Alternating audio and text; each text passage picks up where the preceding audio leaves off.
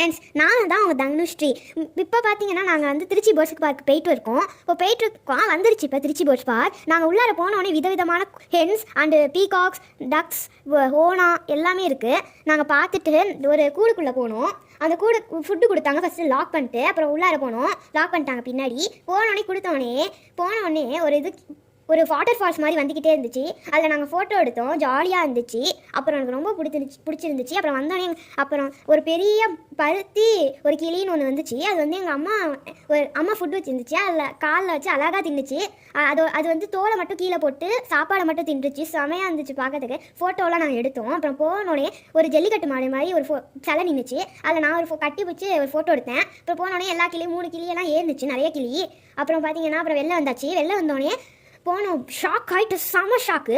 போனோடனே என்னன்னா game stamps எல்லாமே இருக்குது. உள்ளார என்ட்ரன்ஸ் போனோடனே ஒரு கேம் இருந்துச்சுங்க. அது என்னன்னா எங்கள் அப்பா வந்து நீ என்ன கேம் விளையாடுன்னு கேட்டாங்க. நான் வந்து சொன்னேன் எனக்கு ரோலர் கோஸ்டர் தான் விளையாடணும் அப்படின்னு.